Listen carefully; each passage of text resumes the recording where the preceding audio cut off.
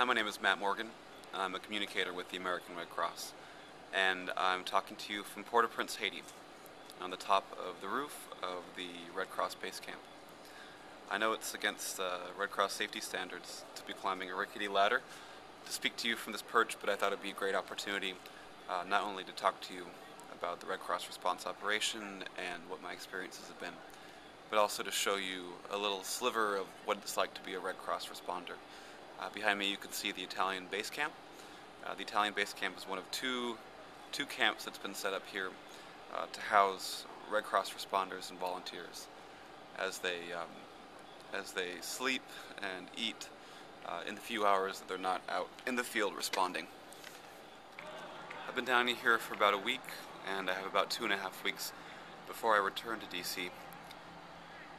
It's been very challenging, very difficult for me because this is my first disaster response, especially.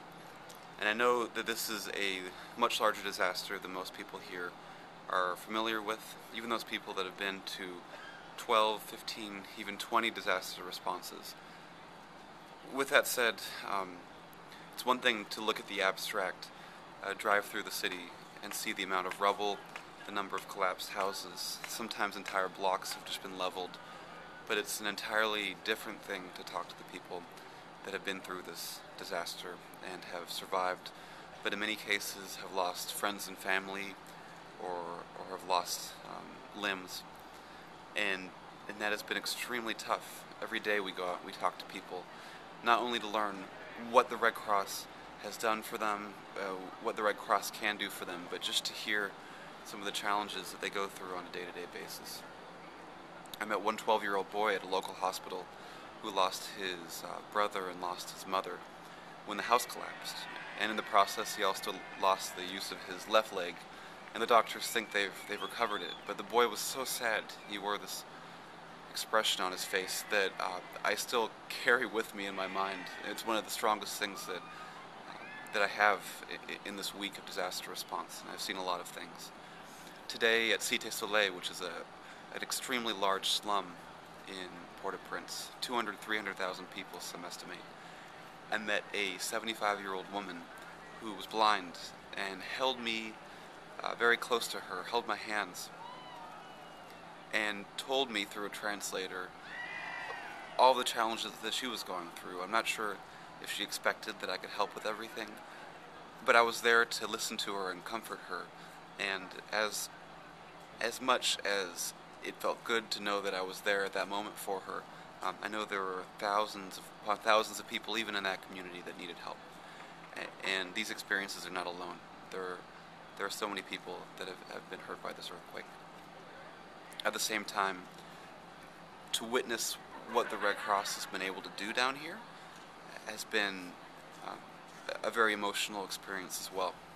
Just in the few short weeks since the disaster struck, we have provided, I believe, 1.3 million people with basic relief supplies or services, and meeting some need in their lives, from water to shelter to basic food.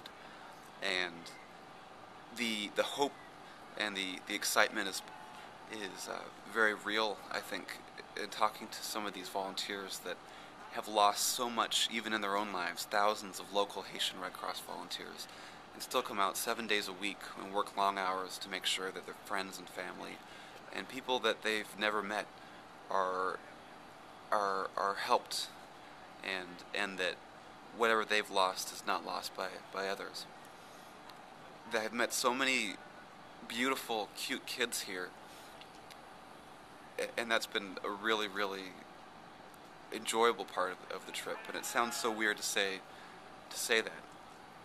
You'll be walking through camps and these kids will run up and grab your hand, or they'll hug you, or they'll want to speak to you. And I remember walking through one camp and holding two little kids' hands the entire time. I have no idea what their parents were thinking. I remember meeting a group of children at the same hospital that I mentioned earlier, and probably 20 or 25 of them, and they all wanted their photo taken, and they were crowding around the camera, and they were just laughing and bubbling, and it's so interesting the resiliency of youth here and their innocence, I think, in the wake of this disaster. You see parents still very worried about what they've been through and what they have ahead of them, but the children are incredible.